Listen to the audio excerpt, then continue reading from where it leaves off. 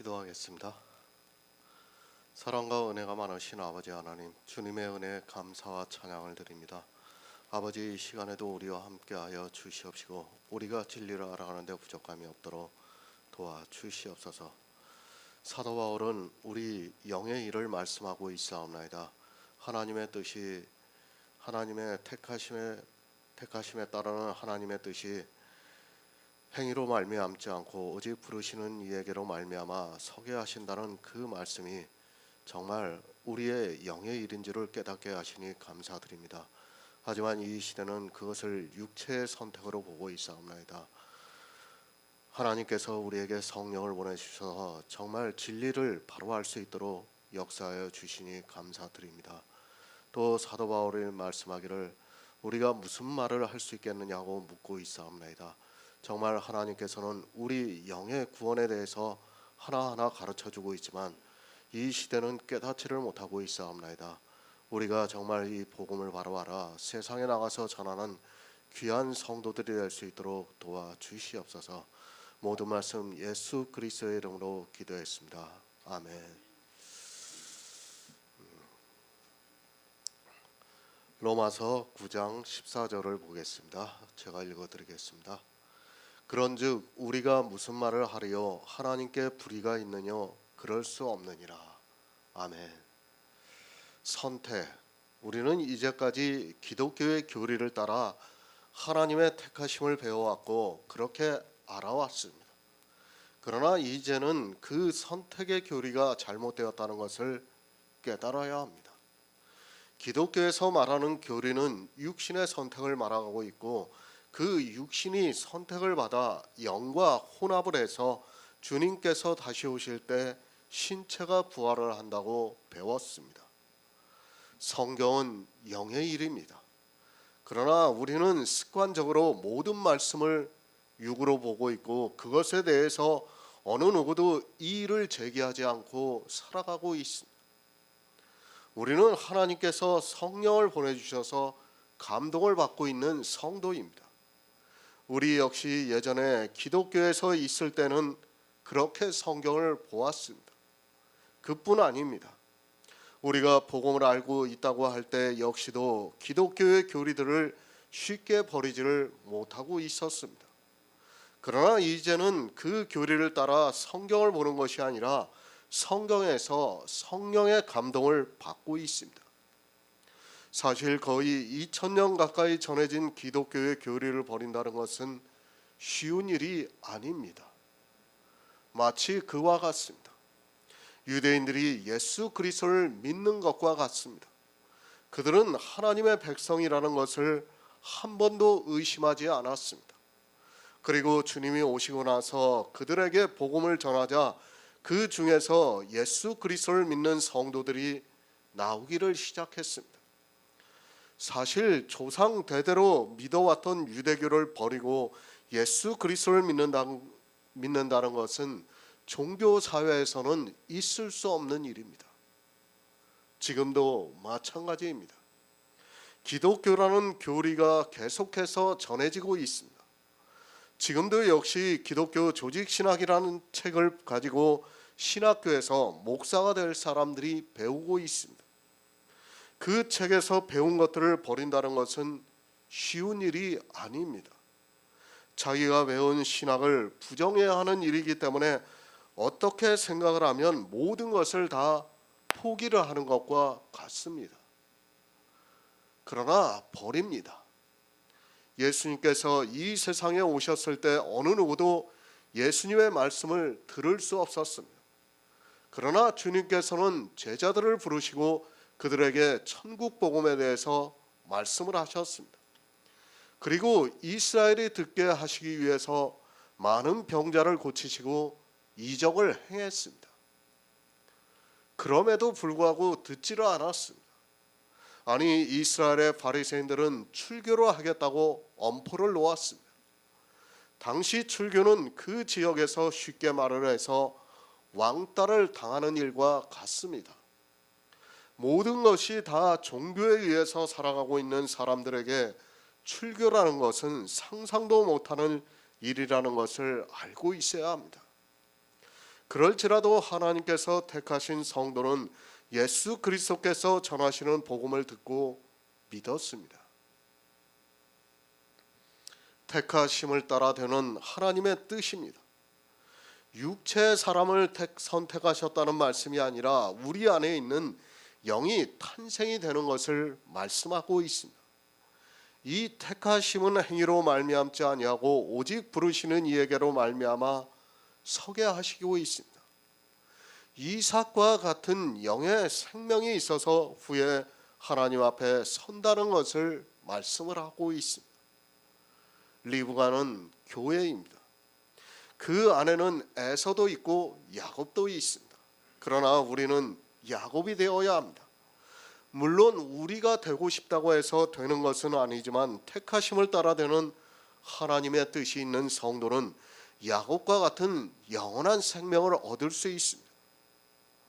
우리는 육체의 사람인 에서로 태어나서는 안 되고 반드시 영의 사람인 야곱으로 태어나야 합니다. 두 사람입니다. 내가 누군가를 생각하시기 바랍니다. 하나님께서는 야곱을 사랑하셨습니다. 그 야곱은 육체의 신체를 말씀하는 것이 아닙니다. 에서는 신체를 말씀하고 있고 그 신체와 똑같은 야곱이 우리에게 있어야 합니다.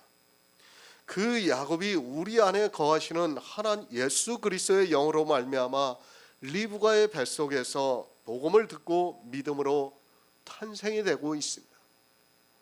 하나님이 누구를 사랑하십니까? 육체의 야곱을 사랑하십니까? 그것이 아니라 육체의 약속의 자녀로 말미암아 하늘의 장자의 총에 기록이 되어 있는 야곱을 사랑하셨습니다. 육체의 야곱을 사랑하시는 것이 아닙니다. 그 육체의 야곱이 하나님의 택하심을 따라 되는 것이 아닙니다. 우리는 정말 성경을 바로 알아야 합니다. 야곱이 누구라는 것을 알아야 하는데 이 시대는 야곱을 그저 육체의 야곱으로 보고 있고 그러다 보니까 불교에서와 마찬가지로 자기들의 육체가 택하심을 받는 것으로 생각을 하고 있습니다. 하나님께서는 육체의 야곱을 선택하시지 않았습니다. 그 야곱을 선택하신 것이 아니라 하늘에 있는 장자들의 총회에 기록이 되어 있는 야곱을 선택하셨습니다. 그 야곱이 누구입니까? 예수 그리스도의 영을 말씀하고 있습니다. 로마서 9장은 약속의 자녀를 계속해서 말씀을 하고 있습니다. 약속의 자녀가 택하심을 입었다는 말씀이지 육신의 자녀가 택하심을 입었다는 말씀이 절대로 아닙니다. 그래서 8장에서 육신의 자녀가 하나님의 자녀가 아니요 오직 약속의 씨로 여기심을 입었다고 말씀을 하고 있습니다. 리브가는 교회입니다. 그 교회 안에 육신의 자녀가 있습니다. 그리고 약속의 씨가 있습니다.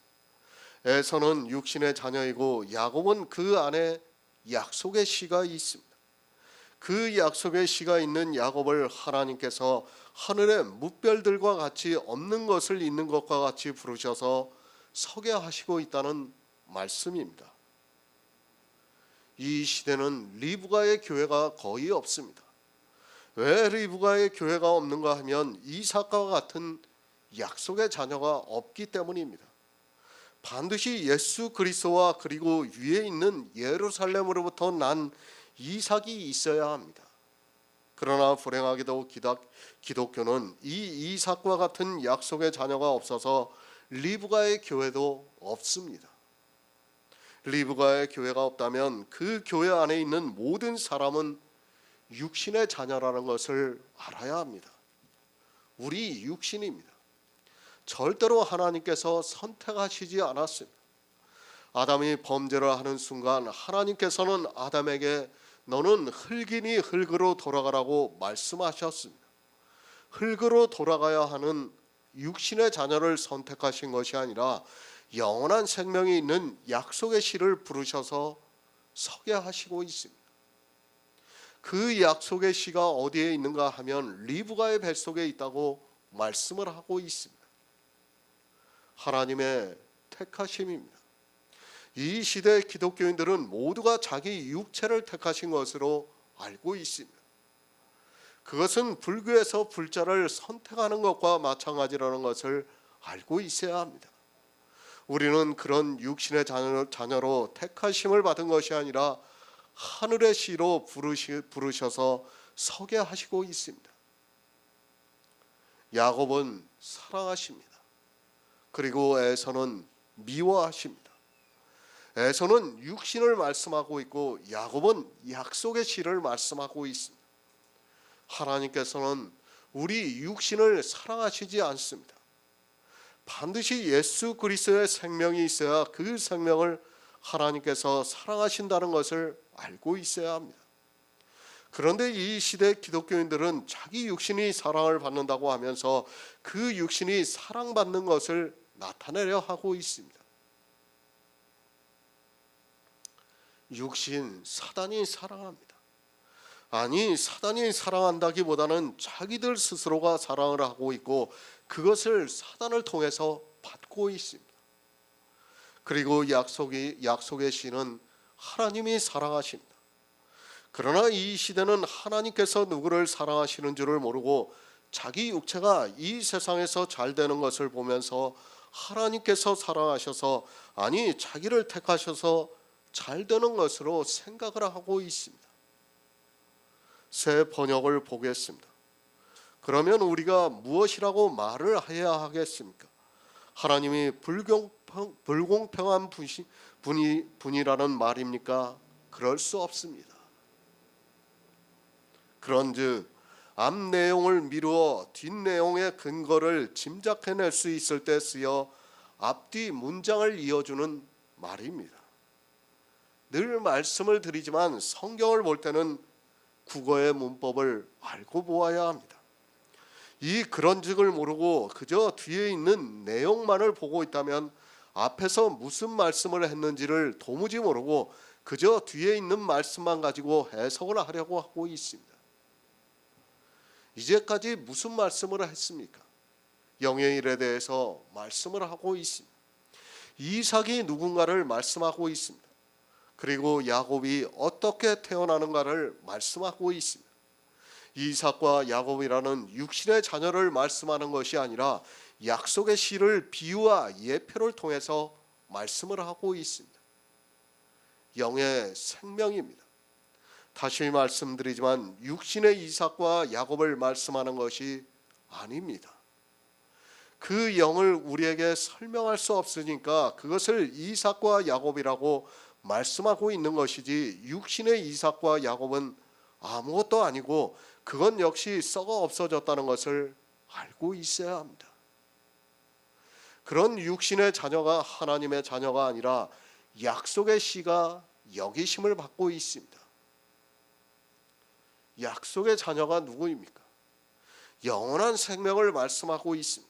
여러분 안에 영원한 생명이 없다면 아무리 교회 안에서 모든 사람들로부터 칭찬을 받고 성도라 부른다 해도 그는 육신의 자녀라는 것을 알고 있어야 합니다. 우리 성도는 그런 육신의 자녀가 아니라 약속의 자녀라는 것을 알아야 합니다. 그런즉 우리가 무슨 말을 하리요? 하나님께 불의가 있을 수 있느냐? 그럴 수 없다고 말씀을 하고 있습니다. 하나님께서 야곱을 사랑하시는 것이 불의가 있느냐고 말씀을 하고 있습니다. 잘 이해를 하시기 바랍니다. 하나님께서 약속의 자녀를 사랑하시는 것이 불의가 있느냐고 말씀을 하고 있습니다. 사람들은 오해를 합니다. 하나님께서 자기 육체를 택하신 것으로 생각을 하고 있습니다. 그러면서 자기 육체가 하나님으로부터 사랑을 받는데 하나님께 불의하시겠느냐고 말을 하고 있습니다. 그러면서 자기들의 육체가 무엇인가를 조금 하면 그것을 하나님께서 자기들을 사랑하셔서 그렇게 자기들이 잘 되고 있는데 하나님께서 불의하시겠느냐고 말을 하고 있습니다. 마태복음 22장 12절을 보겠습니다. 신약성경 37쪽입니다. 마태복음 22장 12절입니다. 가로되 친구여 어찌하여 예복을 입지 않고 여기 들어가느냐 아멘. 구원입니다. 우리 안에 약속의 씨가 탄생이 되는 하나님의 놀라운 역사를 말씀하고 있습니다. 하나님께서 창세기부터 계속해서 선지자들을 통해서 이 영의 생명에 대해서 말씀을 하고 있습니다. 그리고 영의 생명의 탄생이 어려운 일이 아니라는 것을 말씀을 하고 있습니다. 달란트의 비유입니다. 우리가 달란트를 남기는 일이 어렵습니까? 절대로 그렇지가 않습니다. 만약에 우리에게 그런 재능을 주시지 않았다면 하나님께서는 정말 불의하신 분이라고 말할 수 있습니다. 그러나 하나님께서는 나그네에게 의복을 입혀주시고 고아와 과부를 배부르게 먹여주시고 있습니다. 우리 안에 약속의 씨가 탄생이 되는 것은 너무도 쉬운 일입니다. 그러나 어떻습니까? 사람들이 성경을 안 보고 있습니다. 그리고 이 생명에 대해서 사모하는 마음이 없습니다. 물론 교회에 나온 모든 사람들이 말로는 천국에 가겠다고 하고 있지만 실상을 보면 천국을 사모하는 것이 아니라 천국은 하나의 보너스고 이 세상에서 자기들이 조금 더 편하게 살고 또 하나님의 능력으로 자기들이 나타내고 싶어하는 마음을 그대로 행위로 나타내고자 하는 것이 더 강하다는 것을 알아야 합니다. 사람입니다. 자기 육신을 죽인다는 것이 쉽지가 않습니다. 왜 사회가 발달을 할수록 문화가 발달을 하는가를 알아야 합니다. 사람들의 그런 욕구를 해소해 주기 위해서 국가는 문화에 많은 투자를 하고 있습니다. 그 문화를 통해서 사람들은 자기들을 나타내고 있습니다. 그것이 교회 안에 그대로 들어왔습니다. 그 대표적인 것이 예배입니다. 지금은 예배도 하나의 쇼가 되어 있다는 것을 알고 있어야 합니다. 그 예배를 통해서 자기들을 나타내고 있고 그 쇼에 자기들이 참석을 함으로 해서 자기가 그 안에 있는 소속감을 느끼게 만들고 동질감을 가지고 있습니다. 찬양 어떻습니까? 가장 문제가 되는 것 중에 하나입니다. 찬양을 반대를 하면 이 시대 기독교인들은 상상도 하지 못할 것이 분명합니다. 그래도 교회에 나가서 찬송가를 부르고 나오면 뭔가 마음의 갈증이 해소가 되고 또 예배에 참석을 한 것과 같은 느낌을 받고 함께 찬송가를 불렀다는 것만으로도 자기는 하나님을 믿는 성도로 착각을 하게 만들고 있습니다. 관심입니다. 모두가 그런 육체의 일에 빠져 있습니다. 하나님께서는 성경을 통해서 우리에게 영의 일을 가르쳐주고 있지만 사람들은 성경을 보면서 제사로 빠져 들어가고 있습니다. 그런 일을 하다 보면 자기도 모르게 거기에 세뇌가 되고 나중에는 그런 행위들을 보면서 자기가 진심으로 하나님을 믿고 있는 것으로 착각에 빠져들어가 아주 안일하게 생활을 하고 있습니다. 그런즉 우리가 무슨 말을 하리요? 하나님의 택하심이 불의가 있습니까? 하나님께서 이 영의 생명을 얻을 수 있는 길을 원천적으로 차단을 하셨습니까? 그것이 아니라 이 세상 모든 사람이 구원을 받기를 원하시고 있습니다. 그러나 사람들이 어떻게 생각하는가를 알아야 합니다. 혼인잔치입니다. 복음이 전파가 되고 있는 교회입니다. 하나님께서는 이 세상에 복음을 전파하게 하셨습니다. 그것을 이 시대에 우리가 성경을 통해서 보고 있습니다. 누구라도 성경을 보면 이 천국 복음을 깨달을 수 있게 해주셨습니다. 물론 성령이 오셔야 하는 것은 분명한 사실입니다. 그러나 이 성령도 하나님께 구하면 주시겠다고 분명히 말씀을 하고 있습니다. 그런데 어떻습니까? 안 구하고 있습니다. 이 시대 기독교인들이 성령을 구하고 있습니까? 그들은 절대로 성령을 구하는 자들이 아닙니다. 성령이 무엇인가도 모르고 있는 사람들입니다. 성령은 진리의 영이라고 분명하게 말씀을 하고 있지만 이 시대는 진리의 영을 구하는 것이 아니라 자기들을 나타내고 싶은 샤머니즘을 구하고 있는 것을 볼 수 있습니다. 혼인잔치 비유입니다. 하나님께서 이 세상 모든 사람을 부르셨습니다. 그리고 그들이 교회 안에 들어갔습니다. 리브가의 교회 안에 들어와서 복음을 들었습니다. 그런데 불행하게도 이 시대는 리브가의 교회 자체가 거의 없어서 사실 이 혼인잔치의 비유도 무색해지고 말았습니다. 그러나 우리는 이 비유에서도 깨달아야 합니다. 어떻습니까? 하나님께서는 이 혼인잔치에 모든 사람을 불러 모으시고 그들에게 모두 혼인잔치에 합당한 예복을 준비해서 주시고 있습니다. 그러나 이 잔치에 참석을 하는 거의 모든 사람이 이 예복을 입기를 거절하고 있는 것을 볼 수 있습니다. 한 사람입니다. 예수님께서 비유로 한 사람이라고 말씀을 하고 있습니다. 그러나 이 한 사람은 우리가 말하는 한 사람이 아니라 교회 안에서 예복을 입지 않은 모든 사람을 대표하는 한 사람이라는 것을 알아야 합니다. 하나님께서는 모든 사람에게 예복을 주셨습니다. 그러나 어떻습니까? 예복을 안 받아 입습니다. 혼인잔치에 참석을 해서 복음을 듣고 있습니다. 그러니까 교회에 나와서 예수 그리스도의 복음을 듣고 있습니다. 하지만 구원의 옷을 입지를 않고 있습니다. 하나님께서는 모든 사람에게 약속을 해주시고 그 약속을 따라 영원한 생명을 주시고 있습니다. 그러나 교회 안에 있는 사람들이 입지를 않고 있습니다. 유구무원입니다. 하나님께서는 이 세상 모든 사람이 구원을 받을 수 있게 예수 그리스도를 보내주셨습니다. 그런데 교회에 나와서도 예수 그리스도의 의의 옷을 입기를 거절하고 있습니다. 그것을 사도 바울이 우리가 무슨 말을 할 수 있겠느냐고 말씀을 하고 있습니다. 하나님께서 예복을 준비하지 않으셨습니까? 이 세상 모든 사람이 예복을 입을 수 있게 해주셨습니다. 그런데 사람들이 입지를 않고 있습니다. 하나님께서는 야곱에게만 기회를 주셨습니까? 에서는 장자를 받을 수 있는 권한이 있는 사람입니다. 그런데 스스로 장자의 명분을 팔아버리고 말았습니다. 우리 인생 모두에게 주셨습니다. 한 그릇 식물을 위하여 장자의 명분을 판 에서와 같이 망령된 자가 있을까 두려워하라고 말씀을 하고 있습니다. 나에게는 기회가 없었다고 하지 마시기 바랍니다. 하나님께서는 이 세상 만물을 지으실 때부터 우리 인생들이 하나님을 더듬어서 찾을 수 있게 하셨습니다. 아니, 이 성경을 통해서 하나님을 찾을 수 있게 분명히 모든 것을 밝히 보여주시고 있습니다.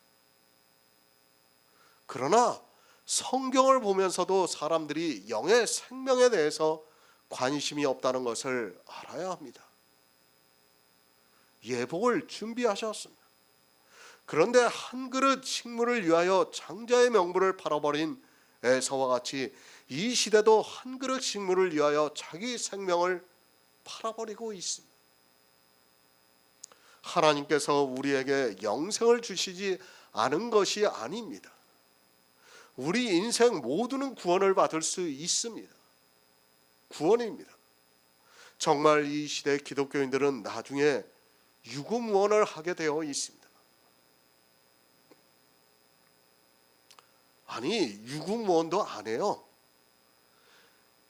지금 이 비유는, 성경에 있는 거의 모든 비유는 복음이 전해지고 있는 교회를 말씀하고 있습니다.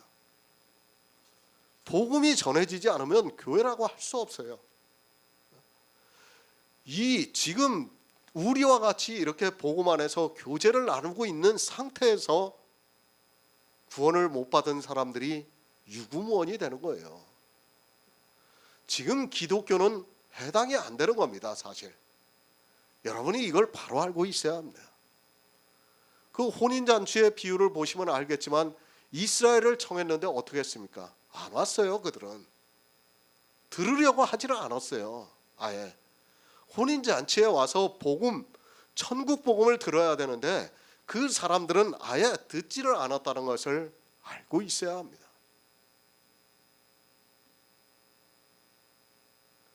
우리에게 성경을 주셨습니다. 정말 이 성경을 보면 우리가 이런 것들을 하나하나 보면 알 수 있어요. 성령을 구하면, 내가 설령 모르면 성령을 구해야 되는데 이 시대는 성령을 구하는 것이 아니라 도리어 어떻게 합니까? 억지로 풀고 있어요. 성경을 억지로 풀면서 자기들의 생각에 맞추고 있습니다. 이런 말씀들이 안 풀리면 성령을 구해가지고 정말 어떻게든 그 말씀에 대해서 사모해야 되는데 그것을 억지로 풀다가 모두가 사망에 이르고 있습니다. 청함을 받은 자입니다. 지금 이렇게 복음을 전하고 있는 교회 안에 있는 사람들이 청함을 받은 자입니다. 그러나 택함을 입은 자는 적습니다. 왜 적은가 하면 하나님께서 예복을 적게 준비하신 것이 아니라 스스로가 예복을 입지 않고 있습니다. 이 시대에 역시 청함을 받은 자가 많으나 예복을 입지 않고 있습니다. 아니, 이 시대는 아예 청함을 받은 자들이 거의 보이지가 않고 있습니다. 그래도 이 그리스도 편지 안에서 교제하고 계신 분들은 그래도 예수 그리스도의 의의 옷을 다 입고 있습니다. 그러나 청함을 받은 자가 없어요. 보면 정말 이 가운데 수백 명이 돼야지 그 가운데 청함을 받은 자가 있고 택함을 받은 자가 있을 텐데 지금은 워낙 적은 숫자라서 모두가 정말 복음 안에서 교제를 하고 있다고 봐야 합니다. 청함을 받은 자입니다. 육신의 자녀가 되어서 육신으로 죄법을 섬기면서 살아가고 있습니다. 하나님께서는 성경의 선지자들로 말미암아 그의 아들에 관하여 미리 약속을 해주셨습니다. 이 복음에는 하나님의 의가 나타나서 믿음에 이르게 해서 믿음으로 살게 해주셨습니다. 그러나 이 예복을 입지 않고 육신의 자녀로 살아가고 있다는 말씀입니다. 육신의 자녀입니다. 주님이 오셨을 때 그들은 정말 유구무원이 된다는 것을 알아야 합니다. 하나님께서 율법에 나타난 한 의를 성경을 통해서 밝히 보이시고 우리에게 주시고 있지만 사람들은 자기 이성을 따라 성경을 보면서 예수 그리스도를 믿기보다는 율법을 지키고 있습니다. 하나님께서 준비하신 예복을 입지 않고 혼인잔치에 청함을 받았지만 바깥 어두운 곳에 쫓겨나게 된다는 말씀입니다. 우리가 무슨 말을 하리요? 하나님께 불의가 있습니까? 절대로 그렇지 않습니다. 하나님께 불의가 있다고 하는 사람은 그들이 더 불의한 자입니다. 하나님께서는 이미 예수 그리스도를 이 세상에 보내주셨습니다. 그러나 사람들이 예수 그리스도를 믿지 않음으로 해서 리브가의 뱃속에 있으면서도 야곱이 되지를 못하고 있습니다. 누구를 택하셨습니까? 야곱을 택하셨습니다. 이 야곱이 누구입니까? 약속의 자녀가 씨라고 말씀을 하고 있습니다. 그러나 사람들은 성경을 너무 모르고 있습니다. 분명히 약속의 씨가 택하심을 입는다고 말씀을 하고 있지만 이 약속의 씨가 누군지도 모르고 있고 육신의 자기를 보면서 교회 안에 있다고 해서 약속의 씨가 된 것으로 생각하고 있습니다. 신명기 14장 29절을 보겠습니다. 구약성경 285쪽입니다. 신명기 14장 29절입니다.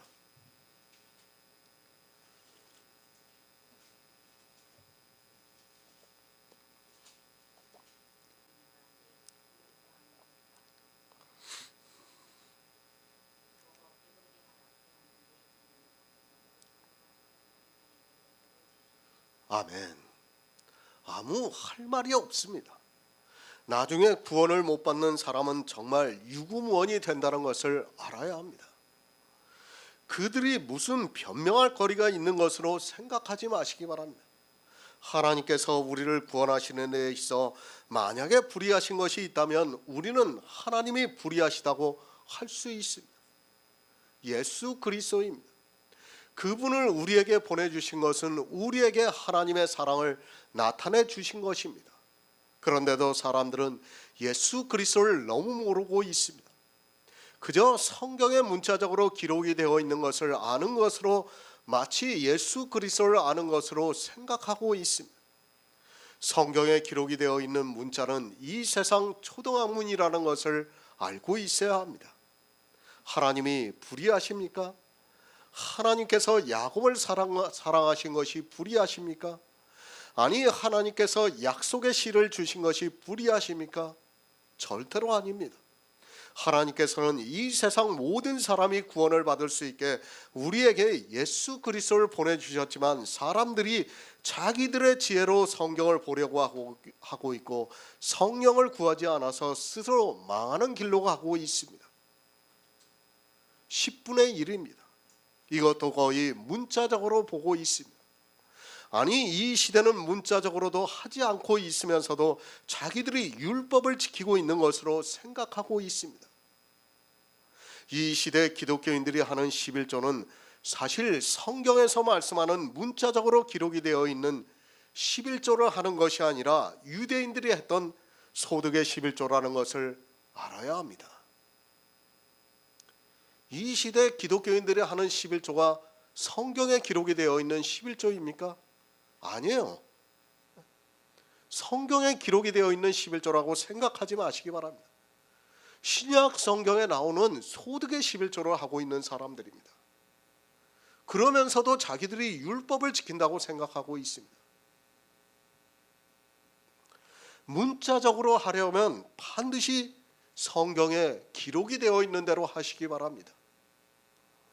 왜 소득의 11조를 하고 있는 그들이 성경에 기록이 되어 있는 매 3년 끝에 그해야 하는 11조를 하지 않습니까?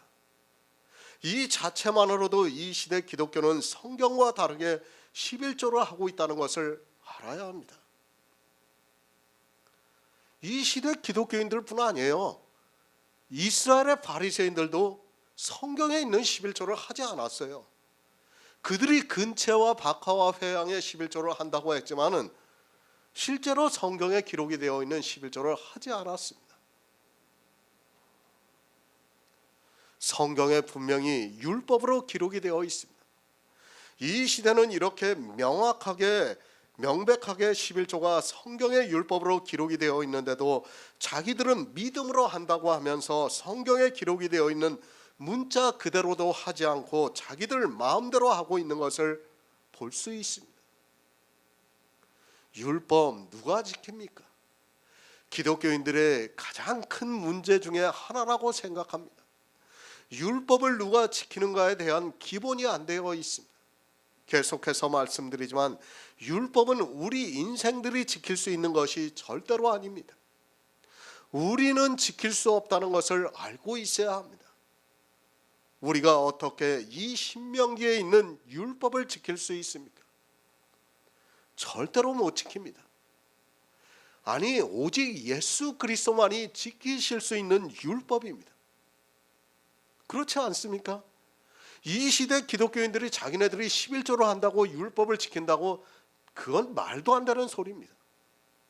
매 3년 끝에 추수한 모든 것을 갖다 11조로 드려야 돼요. 그리고 그것을 먹고 성중에 있는 모든 사람이 배부르게 먹을 수 있어야 돼요. 그렇지 않다면 그들이 하고 있는 11조는 11조가 아니라는 것을 알고 있어야 합니다. 하나님께 불의가 있습니까? 그럴 수 없다고 말씀을 하고 있습니까? 무엇에 대해서 말씀을 하고 있습니까? 리브가의 교회 안에 있는 야곱을 선택하신 것이 하나님의 택하심이 부르시는 이로 말미암아 서게 하는 것이 불이냐고 우리에게 묻고 있습니다. 하나님께서 인생 야곱을 선택하셨다면 그것은 불의가 되겠지만 야곱을 사랑하신 것이 인생 야곱이 아니라 영원한 생명이라는 것을 알아야 합니다. 영원한 생명입니다. 그것을 야곱에게만 주셨습니까? 그것을 야곱만 받을 수 있게 하셨습니까? 그것이 아니라 이 세상 모든 사람에게 다 주셨습니다. 하지만 리브가의 아내는 야곱이 예복을 입었습니다. 그리고 야곱이 주님이 주시는 식량을 먹고 배부르게 되어서 그의 안에 약속의 씨가 탄생이 되었다는 말씀입니다. 생명의 떡입니다. 주님께서 내 몸은 생명을 주는 떡이라고 말씀을 하고 있습니다. 이 떡을 배부르게 먹게 하고 있습니다. 누가 하고 있습니까? 이스라엘 사람들이 너희 중에 분깃이나 기업이 없는 레위인과 내 성중에 우거하는 객과 및 고아와 과부들로 와서 배부르게 먹게 하고 있습니까? 우리는 율법에서 복음을 보아야 합니다. 복음입니다. 율법으로 보느냐 복음으로 보느냐에 따라 그 영혼이 죽고 살 수 있다는 것을 알아야 합니다. 하지만 이 시대는 이 매 3년 끝에 하는 11조도 모르고 이 율법을 누가 지키는가도 모르고 있습니다. 11조를 믿음으로 한다고 하는 그들이 매 3년 끝에 하는 11조도 모르면서 종교의 세뇌가 되어서 하고 있습니다. 누가 지키는 율법입니까? 주님이 지키시고 있는 율법입니다. 주님께서 이 세상에 오셔서 너희 중에 분깃이나 기업이 없는 레위인과 내 성중에 우거하는 객과 및 고아와 과부들로 와서 먹어 배부르게 하고 있습니다. 그러니까 주님이 이 세상에 오셔서 복음을 전파하셨습니다. 그것을 듣고 영의 생명을 얻는 데 있어서 배부르게 되었다는 말씀입니다. 우리는 반드시 먹어야 합니다. 교회에 나왔으면 무엇을 먹어야 합니까? 매 3년 끝에 주님이 하신 11조를 먹어서 배가 불러야 합니다. 주님께서는 우리 인생 모두가 먹고 배부를 수 있게 성읍에 저축하여 두셨습니다. 어느 성읍에 저축하여 두셨는가 하면 하늘 성읍에 저축하여 두셨습니다. 우리 인생은 모두가 주님이 성읍에 쌓아두신 10분의 1을 먹고 배가 불러야 합니다. 마태복음 15장 33절을 보겠습니다. 신약성경 26절입니다. 마태복음 15장 33절입니다.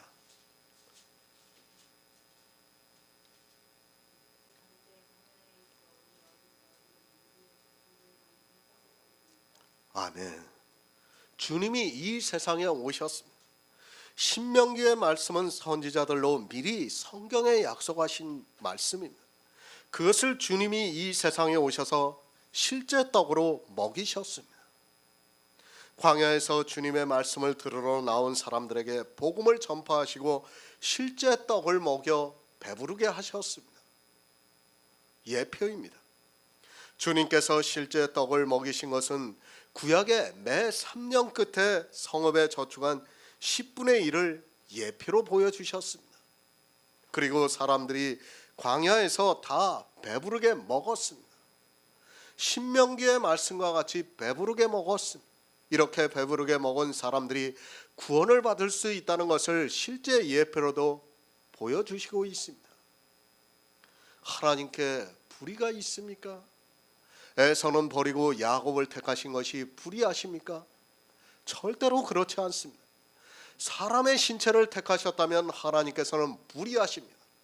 그러나 하나님께서는 야곱의 신체를 선택하신 것이 아니라 야곱이 받은 영원한 생명을 사랑하시고 있다는 말씀입니다. 예수님께서 이 세상에 오셔서 떡 5개로 5,000명을 먹이셨어요. 거기서 배부르지 않은 사람들은 그걸 예수님을 탓할 수 있습니까? 먹어야 돼요. 주면 배고픈 사람은 당연히 먹게 돼 있습니다. 그렇지 않습니까? 내가 배가 고픈데 주님이 주시는 떡을 안 먹을 사람이 없다는 거예요. 지금 그것을 신약에 와서 그대로 보여주시는 거예요. 구약의 11조에 대한 매 3년 끝에 하는 11조를 갖다가 지금 보여주시고 있는 말씀이에요.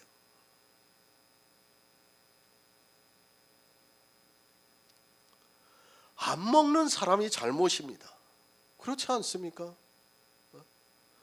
거기서 주는데도 안 먹는다면 그건 뭐 어떻게 해볼 도리가 없어요.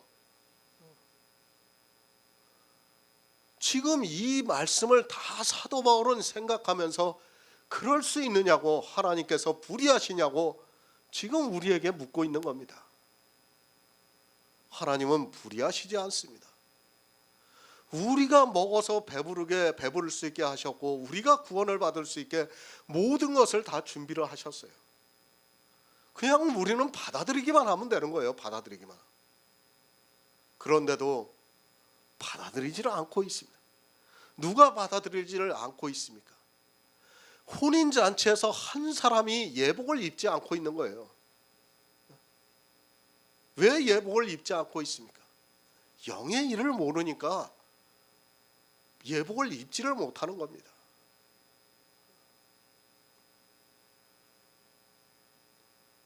하나님께서 저축을 하지 않았다면 불의하십니다.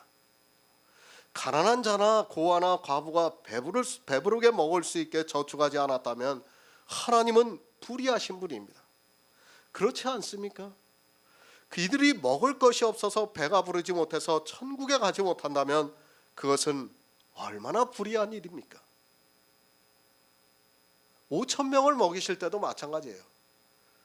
만약 어떤 사람이 먹을 것을 많이 가지고 있었다면 예수님은 불의하신 분이 되고 말아요.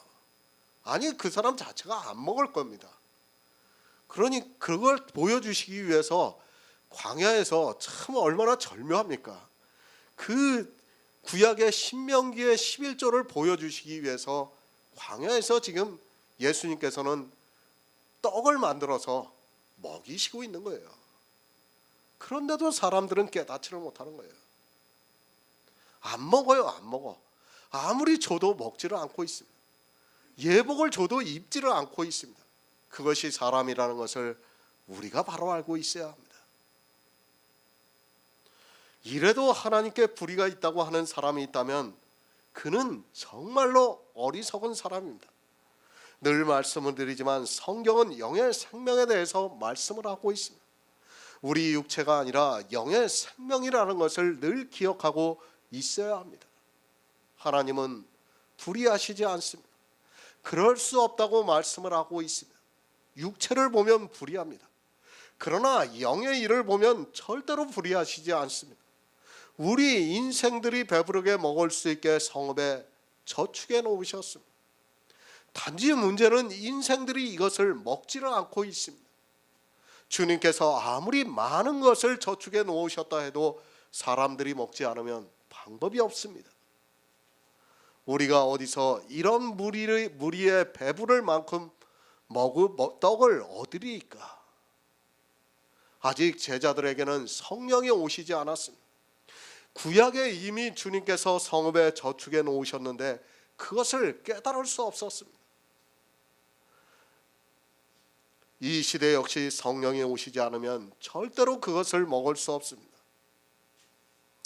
자기가 배가 고파야 성읍에 저축한 것을 먹을 수 있는데 이 시대는 다 부자가 되어서 배가 불러서 먹으려 하지를 않고 있습니다.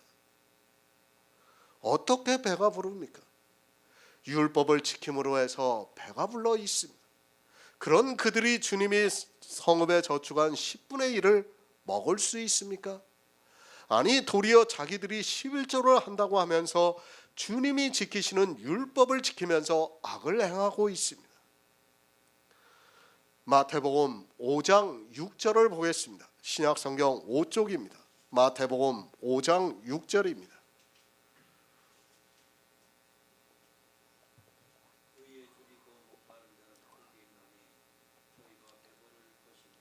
아멘. 누가 먹습니까? 배부른 사람은 절대로 먹지 않습니다. 성읍에 아무리 많은 것을 저축해 두었다 해도 안 먹습니다. 배가 고픈 사람만이, 먹을 것이 없는 사람만이 성읍에 저축한 것을 먹을 수 있습니다. 이 시대는 율법을 지킴으로 해서 모두가 배가 불러 있습니다. 의의 싸움입니다. 그런데 이 싸움을 너무 모르고 있습니다. 그리고 하나님이 불의하시다고 말을 하고 있습니다. 우리 영의 일에 있어서는 절대로 하나님은 불의하신 분이 아닙니다. 이미 먹을 것을 성읍에 쌓아두고 먹으라고 하고 있지만 먹지를 않고 있습니다. 왜 먹지 않고 있는가 하면 의에 줄이지를 않고 있기 때문에 먹지를 않고 있습니다. 생명입니다. 우리 인생 모두에게 이 생명을 주시고 있습니다. 단지 무엇이 문제인가 하면 사람들이 육신과 영을 분별을 하지 못하고 있기 때문입니다. 그리고 어떻게 생각합니까? 하나님께서 에서는 미워하시고 야곱은 사랑하신다고 하면서 불의하다고 생각하고 있습니다. 정말 그랬습니다. 저 역시도 그랬습니다. 예전에 육신의 저를 볼 때는 하나님이 불의하세요. 그렇지 않습니까? 다 준다고 했는데 왜 나는 안 줘? 하나님이 정말 불의하십니다. 그런데 영의 일을 생각하니까 하나님은 절대로 불의하신 분이 아닙니다.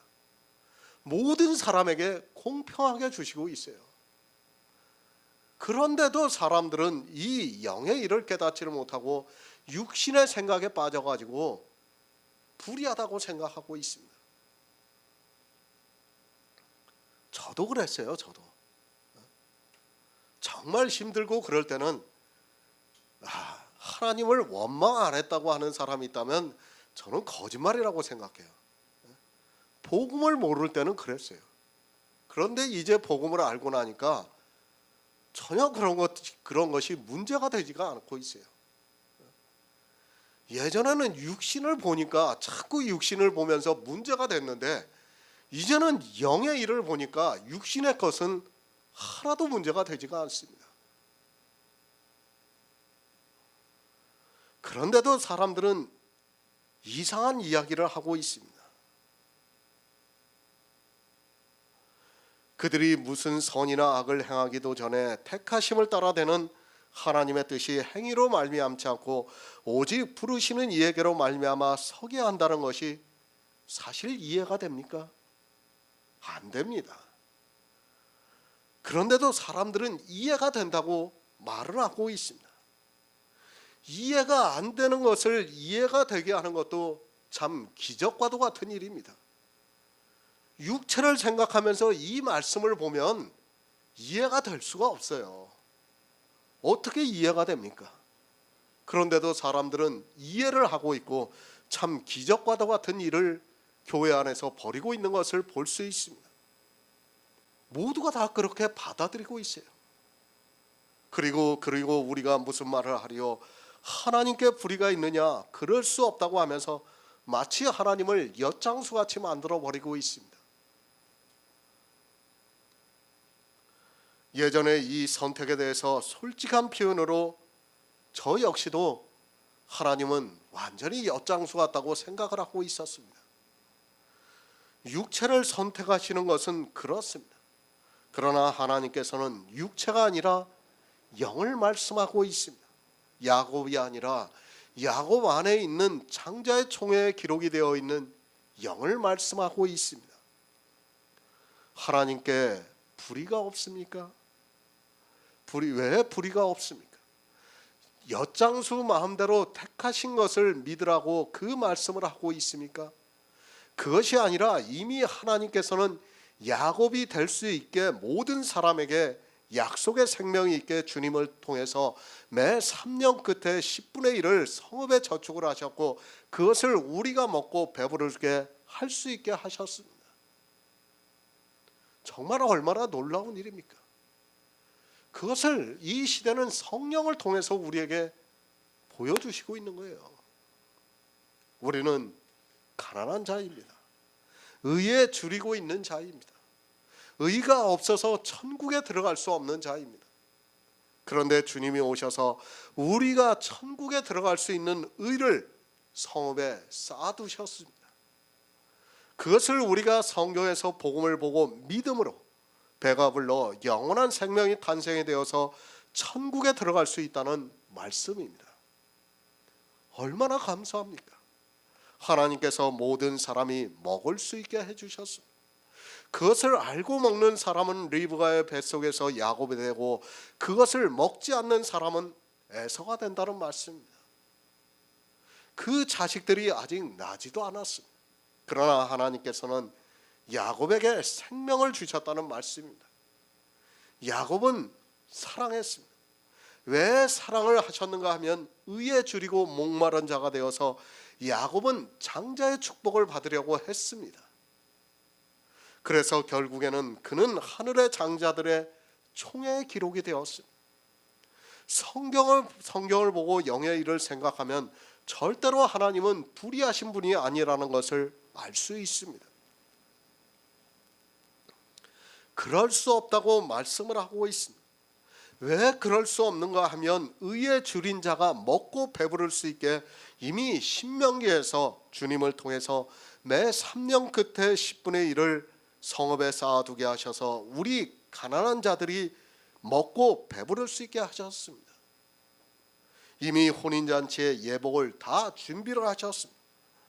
그러나 배부르게 먹을 수 있는 양식을 먹지 않고 있고 또 영원한 생명을 주는 의의 옷을 모두에게 주고 있지만 사람들이 입는 것을 거절을 하고 있습니다.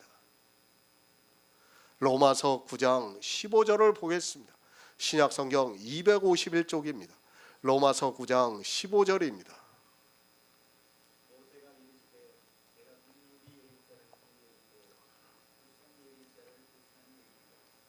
아멘. 새 번역을 보겠습니다.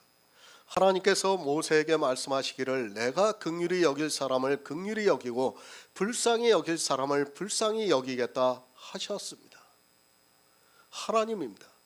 우리는 정말 성경에서 하나님이 우리 인생들을 어떻게 생각하시는가를 알아야 합니다. 하지만 사람들은 성경을 너무 편협적으로 보고 있습니다. 사람들의 생각에서 벗어나지를 못하고 있고 그 생각을 사단이 사로잡고 있다는 것을 모르고 있습니다. 성령이 오셔야 합니다. 우리 인생의 이성으로는 도무지 이 복음을 깨달을 수 없습니다. 반드시 하나님께서 우리에게 성령을 보내주셔야 합니다. 하지만 사람들은 종교의 샤머니즘에 빠져 겉으로 나타내는 어떤 행위를 보고 마치 자기들이 성령을 받은 것으로 생각하고 있습니다. 사실은 율법을 지키는 그것 하나만 보아도 쉽게 알 수 있는데도 깨닫지를 못하고 있습니다. 성경입니다. 우리 인생의 지혜로는 그것을 깨달을 수 없습니다. 그런데도 거의 모든 사람이 신학이라는 것을 공부를 하고 있고 또 사람의 생각을 가지고 성경을 보면서 그것을 깨달으려고 하고 있습니다.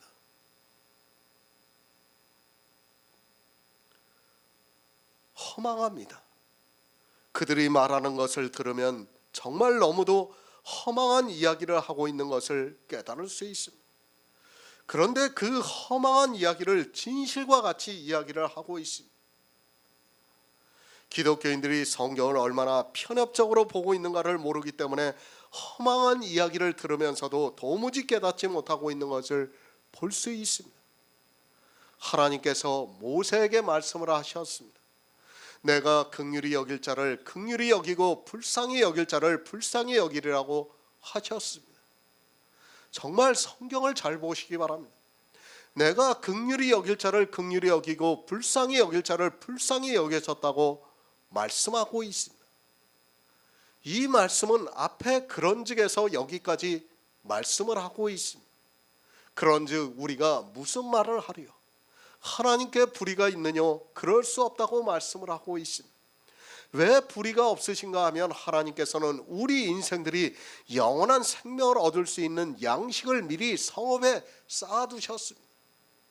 그것을 가난한 우리가 가서 먹으면 영원한 생명을 얻을 수 있습니다. 천국에 들어갈 수 있는 의가 없는 우리가 먹으면 의를 얻을 수 있다는 말씀입니다. 그리고 말씀합니다. 하나님께서 모세에게 이르시되 내가 긍휼히 여길 자를 긍휼히 여기고 불쌍히 여길 자를 불쌍히 여기리라고 말씀을 하고 있습니다. 하나님께서 우리 인생들을 다 구원을 하실 수 있게 성읍에 쌓아두셨습니다. 그리고 내가 긍휼히 여길 자를 긍휼히 여기고 불쌍히 여길 자를 불쌍히 여기겠다고 말씀을 하고 있습니다. 누가 긍휼히 여길 자입니까? 누가 불쌍히 여길 자입니까?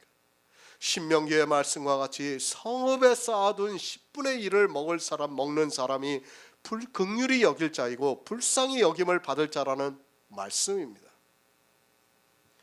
출애굽기 33장 19절을 보겠습니다. 구약 성경 135쪽입니다. 출애굽기 33장 19절입니다.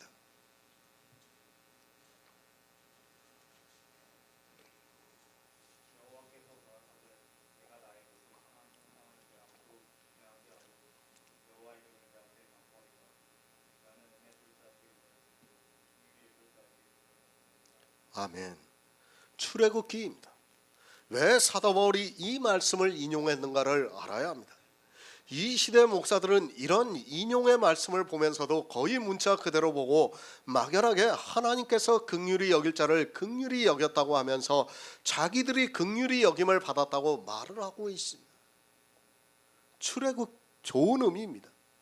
만약에 하나님께서 자기들을 긍휼히 여기셨다고 생각하고 있습니다. 그 의미도 전혀 모르고 성경에 문자적으로 기록이 되어 있으니까 교회 안에서 예수 그리스도를 믿는다는 그 이유만으로 자기들이 긍휼히 여김을 받은 것으로 생각하고 있습니다. 왜 이 말씀을 하고 있습니까? 모세가 십계명을 받으러 산으로 올라가서 내려오지를 않으니까 백성들에 의해서 아론이 금송아지를 만들었습니다. 이 일로 모세가 하나님께 이 백성이 금신을 만들었다고 하면서 기도를 하고 있습니다. 이 백성을 사해달라고 하면서 자기 이름을 주의 기록하신 책에서 지워달라고 말을 하고 있습니다. 이스라엘입니다. 모두가 죽어야 합니다. 왜 죽어야 합니까? 십계명에 따르면 우리 인생은 모두가 사망에 이르러야 합니다. 하나님께서 왜 모세에게 십계명을 주셨는가를 이 시대는 너무 모르고 있습니다. 십계명을 왜 주셨습니까? 십계명을 주신 이유는 그것을 보고 죄를 깨달으라고 주신 겁니다. 내가 죄인이라는 것을 알게 하기 위해서 십계명을 주셨다는 것을 알아야 하는데 아무도 모르고 있습니다.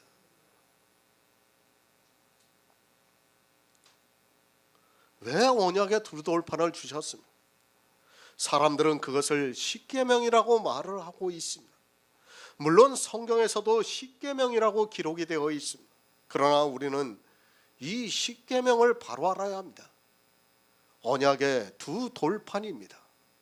하나님께서 우리에게 언약을 해주신 돌판이라는 것을 알아야 합니다. 이 십계명을 누가 지킵니까? 이스라엘은 문자 그대로 지켰습니다. 이방의 교회 역시도 문자 그대로 지키고 있는 것을 볼 수 있습니다. 그러나 이 십계명을 우리는 지키지 못한다는 것을 알고 있어야 합니다. 물론 모든 율법은 주님이 지키시는 것입니다. 또한 이 십계명은 문자 그대로가 아니라 사실은 의미를 알아야 한다는 것을 기억하고 있어야 합니다. 우리는 십계명을 지키지 못했습니다.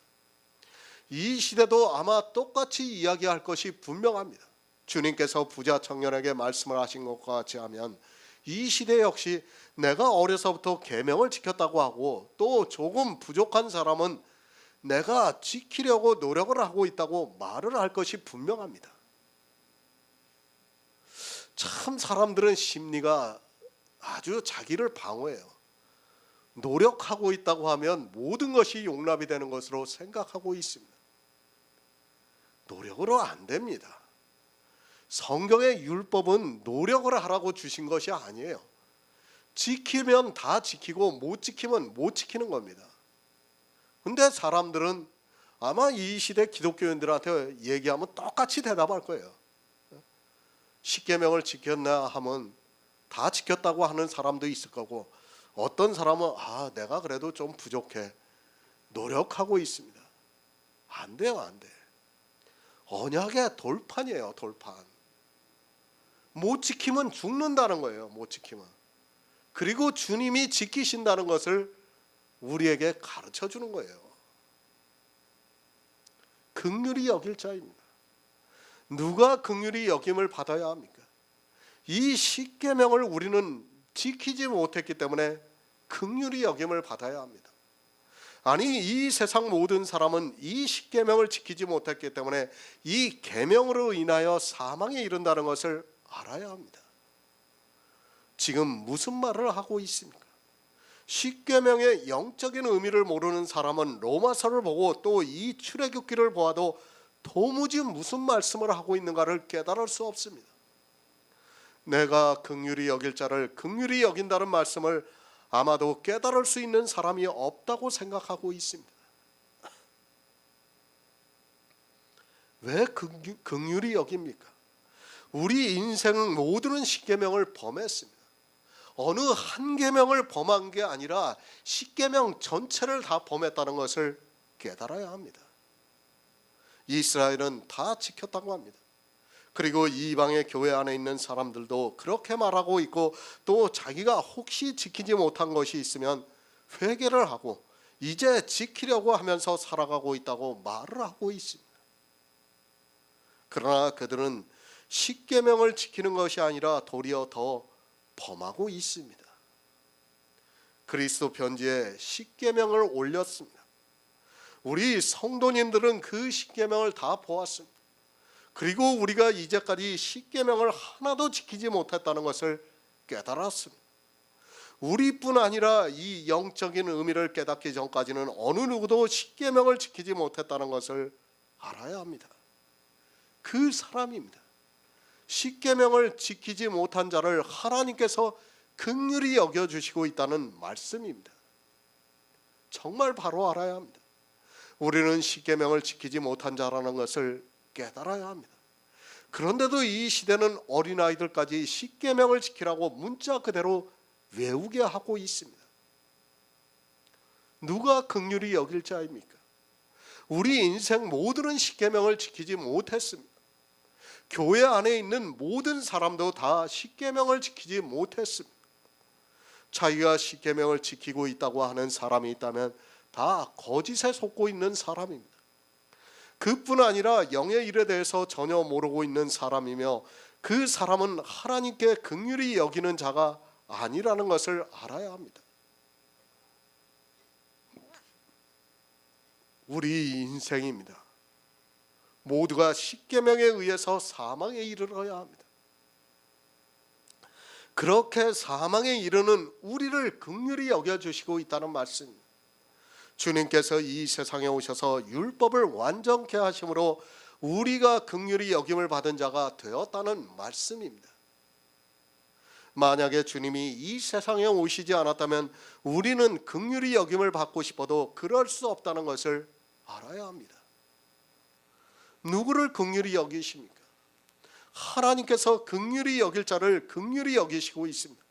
그런데 그가 누군가 하면 이 세상 모든 사람이라는 말씀입니다.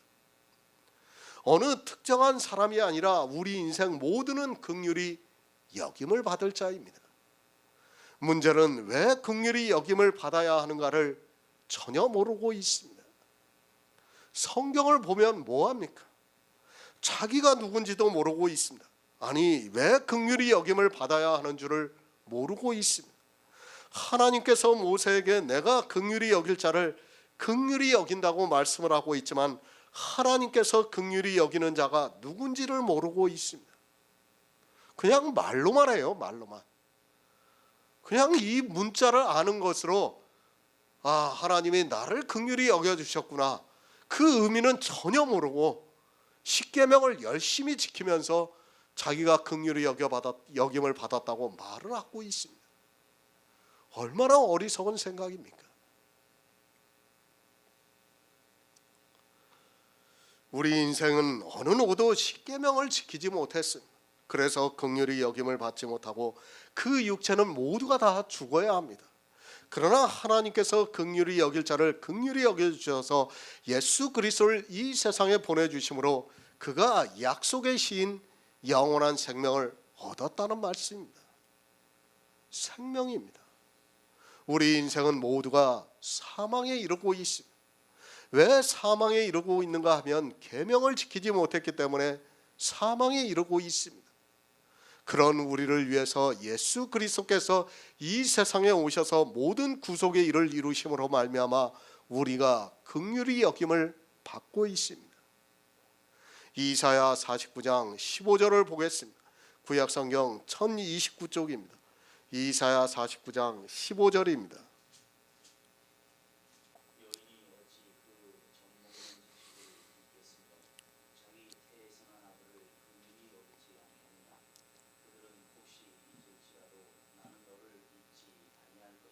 아멘.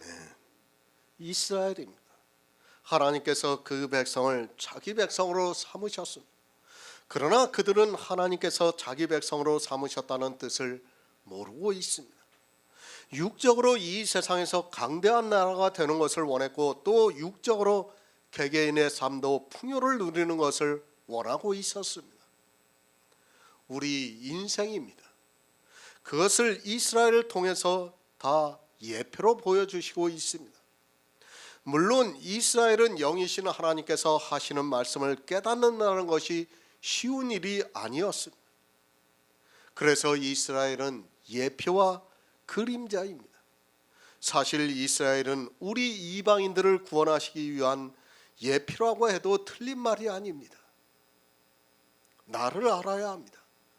그리고 성경을 알아야 합니다. 이스라엘이 성경을 전혀 모르고 살았습니다. 왜 그들이 바벨론의 포로가 되어서 잡혀갔는가를 알아야 하는데 그들은 포로가 되어 가면서도 깨닫지를 못했습니다. 또 포로가 되어 갔다가 다시 돌아와서도 주님이 이 세상에 다시 오실 때까지도 이 세상에 오실 때까지도 이스라엘은 자기들의 조상들이 왜 포로가 되었었는지를 모르고 살았습니다. 지금도 마찬가지입니다. 구약을 보고 있는 교회 안에 있는 사람들이 이스라엘이 왜 포로가 되었는가를 아는 사람이 거의 없습니다. 막연하게 이스라엘이 죄를 짓고 하나님을 믿지 않아서 포로가 되었다고 말은 하고 있지만 그들이 무슨 죄를 지었는가를 정확하게 말하는 사람이 거의 없는 것으로 보이고 있습니다. 성경을 모르면 죽습니다. 늘 말씀을 드리지만 우리는 성경을 알아야 합니다. 그냥 문자를 아는 것이 아닙니다. 성경을 많이 읽어서 문자를 많이 아는 것으로 성경을 안다고 하지 마시기 바랍니다. 그리고 그런 것으로 자기의 지식을 자랑하지 마시기 바랍니다. 그런 것은 사람이 가지고 있는 암기력에 불과하다는 것을 알고 있어야 합니다. 성경을 그렇게 알 수 있습니까? 그렇다면 사법고시를 공부한 사람이 가장 쉽게 알 수 있습니다. 그래서 이 시대는 서울대를 나온 사람들이 다시 공부를 해서 신학을 배우고 나서 목사 안수를 받고 있습니다. 그리고 그 사람들이 자기들이 이제까지 세상에서 공부를 했던 그 방식 그대로 성경을 보면서 설교를 하고 있고 그것이 도리어 타락의 길로 가고 있지만 깨닫지를 못하고 있습니다. 포로가 되어갔습니다. 그들이 왜 포로가 되었는가를 말씀을 하고 있습니다. 그리고 사람이 하고 있는 모든 행위가 어떠하다는 것을 알고 있어야 합니다. 하지만 이 시대는 자기들이 하고 있는 행위에 대해서 너무 모르고 있습니다. 사람이 하고 있는 행위를 4절에서 말씀을 하고 있습니다. 헛된 수고입니다. 그리고 무익하게 공연히 힘을 쓰고 있습니다. 그 헛되고 무익한 것이 무엇인가 하면 사람이 하고 있는 모든 종교적인 행위라는 것을 알고 있어야 합니다. 그러나 이스라엘도 그렇고 이 시대 기독교인 역시도 그것을 깨닫지를 못하고 있습니다. 자기들이 하고 있는 행위로 인하여 자기들이 어떻게 된다는 것을 전혀 모르고 있습니다. 흑암입니다. 그것을 요한복음에서는 어두움이라고 말씀을 하고 있습니다. 빛이 어두움에 비추되 어두움이 깨닫지 못하더라고 말씀을 하고 있습니다. 율법의 어두움에 거하고 있는 사람들은 절대로 깨달을 수 없습니다. 이 세상 모든 사람이 그렇다는 것을 알아야 합니다. 사람의 이성입니까? 그것이 참빛을 볼 수 있다고 생각하지 마시기 바랍니다. 주님께서 이 세상에 오셔서 참빛을 비춰주셨지만 사람들은 성경을 보면서도 그 빛을 깨닫지 못하고 있습니다. 그것을 사람의 이성으로 깨달을 수 있는 것이 아니라 영의 일이기 때문에 깨닫지를 못하고 있습니다. 성경은 영의 일입니다. 그것을 육의 일로 비유를 해서 말씀을 하고 있습니다. 우리의 육의 일을 가지고 영의 일을 깨달을 수 있게 해주시고 있다는 말씀입니다. 그러나 사람들은 성경을 보면서도 이것이 육의 일인지 영의 일인지를 모르고 다 육에 빠져 헛되고 무익한 일을 하다가 사망에 이르고 있습니다. 여인입니다. 어찌 그 젖먹는 자식을 잊겠습니까? 정말 구더기 같은 인생이요 벌레 같은 인생입니다. 그런 인생이지만 여인이 어찌 그 젖먹는 자식을 잊겠느냐고 말씀을 하고 있습니다. 저는 남자라서 어머니의 마음을 잘 모르고 살아가고 있습니다. 간접적인 체험과 직접적으로 자기가 어머니로 사는 것은 다르다고 생각하고 있습니다. 어머니가 있습니다. 그 어머니가 어찌 젖먹는 자식을 잊겠습니까? 일을 하더라도 젖먹는 아이를 잊지 않습니다. 자기 뱃속에서 10달을 키워낸 아이입니다. 그 아이가 젖을 먹고 싶어 하는데 그 아이를 잊을 여인이 없다고 생각하고 있습니다. 왜 이 말씀을 하고 있습니까? 하나님께서 이스라엘을 애굽에서 인도를 하셨습니다. 그리고 그 조상대대로 하나님을 믿었습니다. 그러나 히브리서의 말씀과 같이 때가 오래므로 너희가 마땅히 선생이 될 터인데 너희가 다시 하나님의 말씀의 초보가 무엇인지 누구의 가르침을 받아야 할 것인지 젖이나 먹고 단단한 식물을 못 먹는 자가 되었습니다. 이스라엘은 젖을 먹고 있었습니다. 정말 바로 알아야 합니다. 여인이 어찌 그 젖 먹는 아이를 잊겠습니까? 여인을 비유로 해서 지금 이스라엘의 상태를 말씀을 하고 있습니다. 아브라함과 이삭과 야곱에게 은혜를 주시고 이제 그 자손들이 애굽에서 종살이를 하다가 가나안에 들어갔습니다. 그런데 어떻습니까? 이스라엘은 아직까지 젖을 먹고 있었습니다. 그들은 영의 일을 도무지 깨닫지를 못하고 있습니다. 이것은 이스라엘만의 일이 아닙니다. 이 시대 기독교인들 역시 젖먹는 아이와 같이 영의 일에 있어서는 무지하다는 것을 알아야 합니다. 때가 오래되었습니다. 아니, 때가 오래되면 될수록 사람들은 더 젖을 먹고 있는 것을 볼 수 있습니다. 때가 오래되었으면 이제 단단한 식물을 먹어야 하는데 도리어 뒤로 몰려가 젖을 먹고 있는 것을 볼 수 있습니다. 이스라엘이 얼마나 율법주의에 빠졌으면 하나님께서 이사야 선지자를 통해서 이 말씀을 하겠습니까? 500년이 지났어요. 하나님께서 이스라엘을 출애굽해서 500년이 지났지만 그들은 아직까지 젖을 먹고 있었어요. 율법주의에 빠져서 나오지를 못하고 있었다는 것을 말씀하고 있습니다.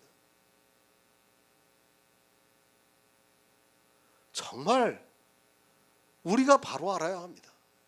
이것이 다 예표와 경계가 되고 있지만 사람들은 지금도 자기들이 무엇을 하고 있는지를 모르고 있습니다.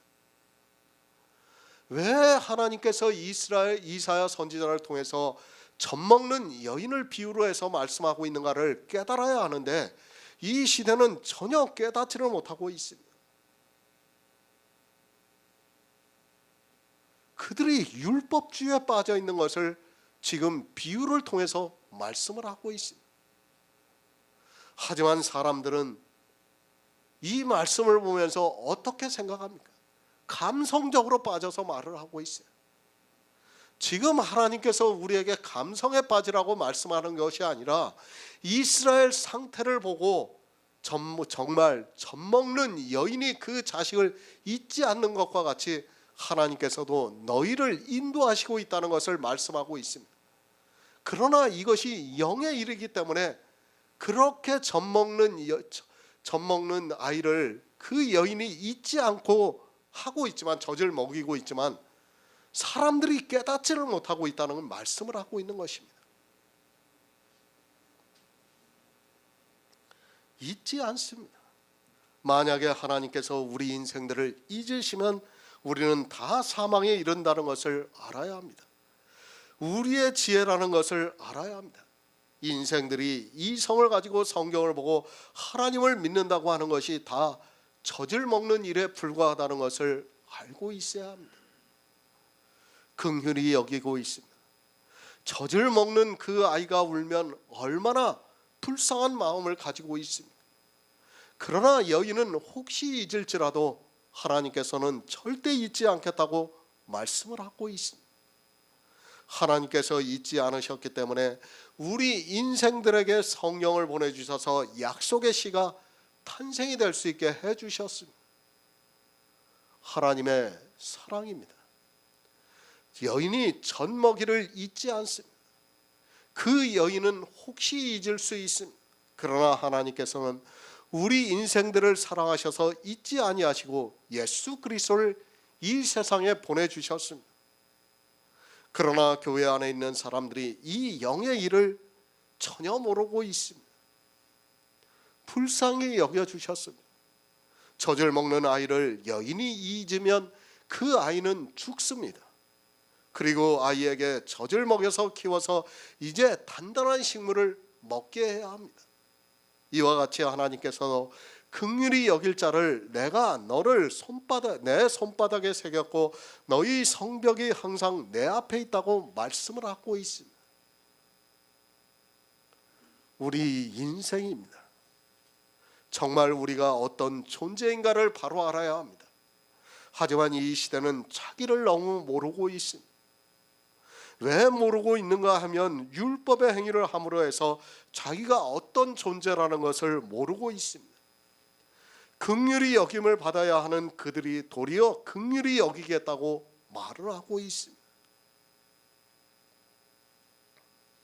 우리는 신령한 일을 모릅니다. 그가 아무리 세상에서 신학 박사를 받았다 해도 역시 마찬가지입니다. 신령한 일을 모르다 보니까 하나님께서 우리의 무엇을 사랑하시고 있는 줄을 모르고 있습니다. 영의 일에 있어서 우리 영을 사랑하시고 있지만 그것을 마치 육으로 생각하고 있습니다.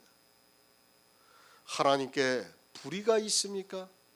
그럴 수 없다고 말씀을 하고 있습니다. 우리 인생은 다 헛되고 무익한 것을 하다가 사망의 길로 가고 있습니다. 그러나 하나님께서 예수 그리스도를 이 세상에 보내주셔서 참빛을 보게 하셨습니다. 예수 그리스도를 믿음으로 우리에게 영원한 생명을 주시고 있다는 말씀입니다. 예수 그리스도입니다.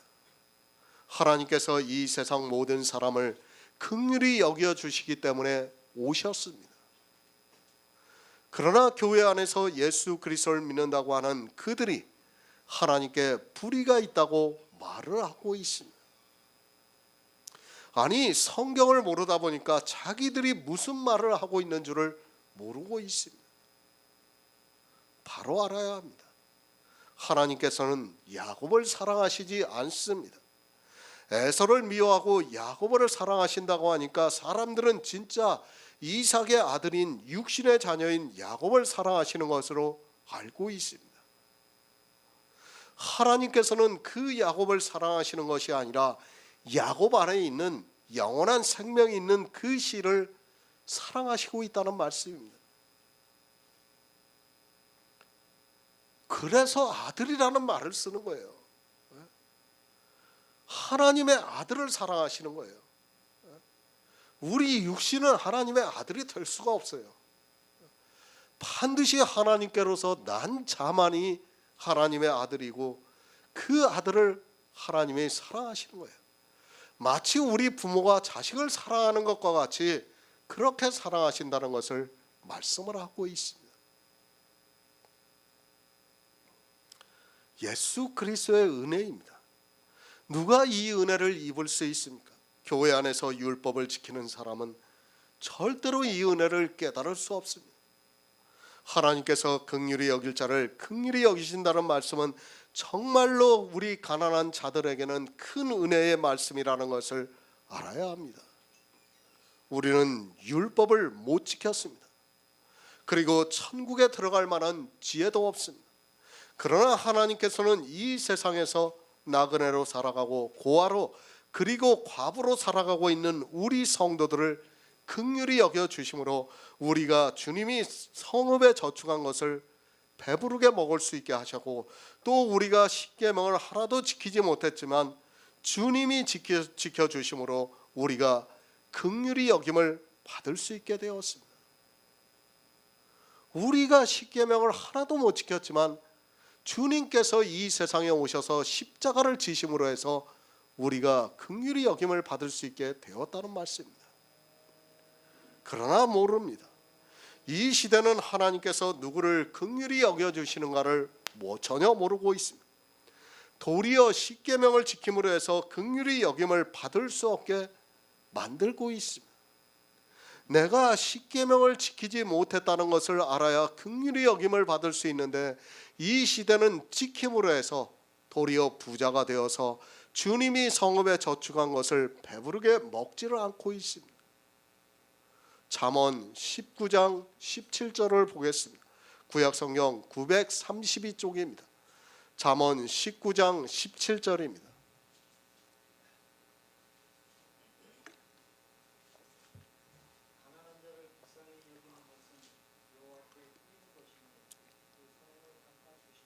아멘. 불쌍히 여길 자를 불쌍히 여겨 주십니다. 잠언에서는 가난한 자를 불쌍히 여기는 것은 여호와께 구이는 것이니 그 선행을 갚아 주시리라고 말씀을 하고 있습니다. 그러니까 하나님께서는 누구를 불쌍히 여겨 주시는가 하면 가난한 자를 불쌍히 여겨 주신다고 말씀을 하고 있습니다.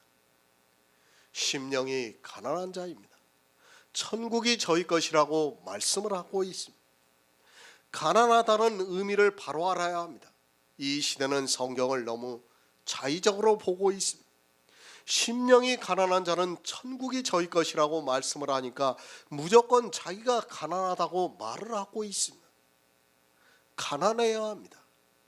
말로 가난한 자가 아니라 진짜 가난해야 심령이 가난한 자가 될 수 있습니다. 무엇으로 가난해야 합니까? 물질이 아닙니다. 성경은 그런 육적인 것을 말씀하고 있지 않습니다. 우리가 율법을 하나도 지키지 못한 것을 알 때 그 사람이 바로 심령이 가난한 자가 된다는 것을 말씀을 하고 있습니다. 가난한 자를 불쌍히 여겨주십니다. 그것을 하나님께서 구임을 받는 것이라고 말씀을 하고 있습니다. 그러니까 하나님께서는 가난한 자를 불쌍히 여겨주시고 있다는 말씀입니다.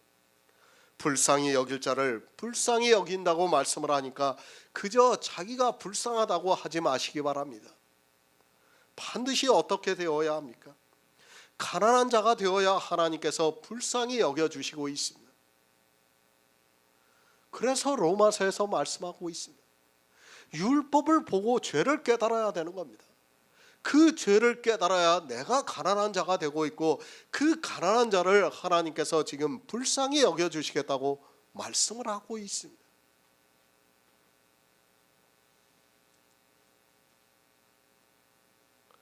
교회 안에서 십계명을 지키고 있는 그들이 입으로는 가난하다고 말을 하고 있습니다. 그러한 말은 하나님을 멸시하는 말이라는 것을 깨달아야 합니다. 가증합니다. 부자가 가난하다고 하면 그것은 가증한 사람입니다. 실제 가난한 자가 은혜를 구해야 하는데, 부자가 되어 있는 사람이 가난하다고 하면서 은혜를 구하고 있다면 그는 가증한 자라는 것을 알아야 합니다. 이 시대 기독교인들이 교회 안에서 십계명을 지키면서 부자가 되어 있으면서도 자기가 가난한 자라서 하나님께서 불쌍히 여겨주셨다고 말을 하고 있습니다. 그래서 어떻게 되었다고 합니까? 자기를 불쌍히 여겨 주셔서 교회에 나와서 예수 그리스도를 믿을 수 있게 해 주셨다고 말을 하고 있습니다. 그들은 가난한 자도 아니고 불쌍히 여김을 받을 자도 아닙니다. 성경은 반드시 가난해야 불쌍히 여김을 받을 수 있다고 말씀을 하고 있습니다. 무엇으로 가난해야 합니까? 물질이 아닙니다. 반드시 율법의 의로 가난한 사람이 불쌍히 여김을 받을 수 있습니다. 이렇게 가난한 자가 되어야 하는데 이 시대는 이스라엘 못지않게 율법을 지키면서 부자 청년과 같이 자기가 어려서부터 십계명을 다 지켰다고 말을 하고 있습니다. 십계명이 도덕법이라고 하는 사람들은 정신 나간 사람들입니다. 어떻게 그것이 도덕법이 될 수 있습니까? 십계명을 보면서 내가 불쌍히 여김을 받을 자가 되어야 하는데 지금 기독교는 그 십계명이 도덕법이 되었어요. 그래가지고 자기들이 지켜요. 그런 자들이 어떻게 불쌍히 여김을 받을 수 있겠습니까? 자기가 불쌍히 여김을 받으려면 실제 불쌍한 자가 되어야 됩니다. 그것은 십계명을 보고 내가 죄를 지었다는 것을 깨달아야 해요. 그리고 더 이상 십계명을 지키지 말아야 합니다. 그런데 이 시대는 모두가 십계명을 도덕법이라고 하면서 다 지키고 있습니다.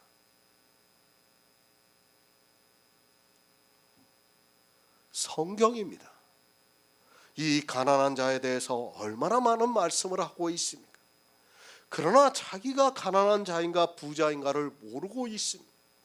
하나님께서는 가난한 자를 불쌍히 여겨주시고 있다고 말씀을 하고 있는데 그것도 모르면서 자기가 구원을 받았다고 말을 하고 있습니다.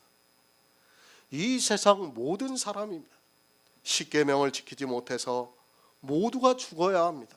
그러나 하나님께서는 예수 그리스도를 이 세상에 보내주셨습니다. 그것은 하나님께서 우리 인생을 긍휼히 여겨주셨기 때문입니다. 그러나 이 시대는 거꾸로 십계명을 지키면서 긍휼히 여김을 받지 않고 있습니다. 우리는 가난한 자입니다. 내가 얼마나 가난한 자인가를 알아야 합니다. 그런 성도만이 하나님께서 불쌍히 여겨주시겠다는 말씀입니다. 하지만 이 시대는 교회 안에서 온갖 행위를 함으로 해서 부자가 되어가고 있습니다.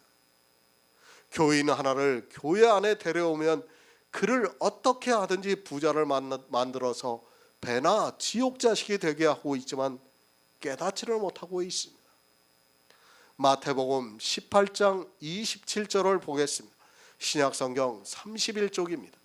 마태복음 18장 27절입니다.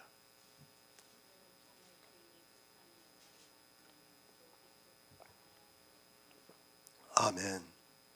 달란트의 비유입니다. 예수님께서 비유로 말씀을 하시면서 대표성을 말씀을 하고 있습니다. 그러나 사람들은 1만 달란트 빚진 자 하나라고 말씀하니까 어느 한 사람으로 생각을 하고 있습니다. 우리 인류를 모든 사람을 대표하는 사람이 바로 이 1만 달란트 빚진 자입니다. 우리 인생입니다. 1만 달란트 빚진 자 하나에 모두가 속해 있습니다. 나는 그렇게 빚을 안 지었다고 생각하지 마시기 바랍니다. 만약에 그런 사람이 있다면 그는 주님으로부터 불쌍히 여김을 받을 수 없는 사람이라는 것을 알아야 합니다. 우리는 가난합니다. 그 가난이 어느 정도인가 하면 1만 달란트 빚진 자라고 말씀을 하고 있습니다. 우리 인류입니다. 어느 한 사람이 아닙니다. 인생 모두가 1만 달란트 빚진 가난한 자이기 때문에 하나님께서 우리 인생들을 불쌍히 여기셔서 예수 그리스도를 이 세상에 보내주셨습니다. 우리가 진 빚을 갚아주시고 우리를 속량하시기 위해서 예수 그리스도께서 이 세상에 오셔서 십자가에서 죽으시고 3일 만에 부활하셨습니다. 하지만 성경에서 이렇게 말씀하고 있으면 뭐합니까? 자기가 1만 달란트 빚진 자라는 것을 아무도 깨닫지를 못하고 있습니다. 그저 어떤 한 사람으로만 생각하고 있습니다. 이것을 깨닫지 못하니까 교회 안에 있는 거의 모든 사람이 자기가 불쌍한 자라는 것을 알지를 못하고 있습니다. 가난한 자입니다. 하나님께서는 이 가난한 자를 불쌍히 여겨주시고 있습니다. 부자를 불쌍히 여겨주시지 않습니다. 누가 부자를 불쌍히 여깁니까? 만약에 부자를 불쌍히 여기면 부자는 화를 내게 되어 있습니다. 그래서 주님이 오셨을 때 이스라엘이 참지를 못하고 분을 내다가 결국에는 자기 땅에 오신 하나님을 십자가에 못 박아 죽이고 말았습니다. 나를 아시기 바랍니다. 하지만 이 시대 교인들은 자기를 너무 모르고 있습니다. 가난한 자가 되어야 불쌍히 여김을 받을 수 있는데 도리어 부자가 되어가고 있습니다. 온갖 율법을 지키면서 부자가 되어 있는 그들이 말로는 가난하다고 하면서 가증한 일을 하고 있습니다. 자기가 부자인지 가난한 자인지도 모르고 그 하는 그 모든 행동들이 다 가증하다는 것을 바로 알고 있어야 합니다. 우리는 1만 달란트 빚진 자입니다. 그것을 아는 사람은 불쌍히 여김을 받을 수 있고 그것을 모르는 사람은 절대로 불쌍히 여김을 받을 수 없습니다. 하나님께서 내가 긍휼히 여길 자를 긍휼히 여기고 불쌍히 여길 자를 불쌍히 여기리라고 하셨습니다. 그러면 우리는 반드시 긍휼히 여김을 받아야 하는 자가 되어야 하고 또한 불쌍히 여김을 받아야 하는 자가 되어야 합니다.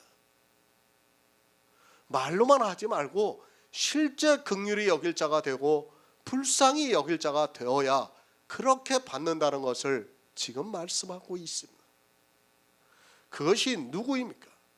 십계명을 지키지 못한 사람입니다. 그러나 안타깝게도 이 시대 기독교인들은 자기들이 십계명을 지킨다고 말을 하고 있습니다. 아니 문자적으로 십계명을 지키면서 살아가고 있습니다. 그러면서 온갖 율법의 행위를 하면서 부자가 되어 있습니다. 그것으로 말미암아 그들의 안에 약속의 씨가 탄생이 되지 않고 있지만 깨닫지를 못하고 있습니다. 그러면서 하나님께서 야곱을 왜 사랑하셨는지도 모르고 하나님은 불의하시다고 말을 하고 있습니다. 긍휼히 여길 자입니다. 그리고 불쌍히 여길 자입니다. 그들이 누구인가 하면 이 세상 모든 사람이라는 것을 알아야 합니다. 우리는 십계명도 지키지 못했습니다. 그리고 율법으로 볼 때 1만 달란트 빚진 자입니다. 그러나 하나님께서는 긍휼히 여길 자를 긍휼히 여겨주시고 불쌍히 여길 자를 불쌍히 여겨주심으로 우리 안에 약속의 생명의 씨를 주시고 있습니다.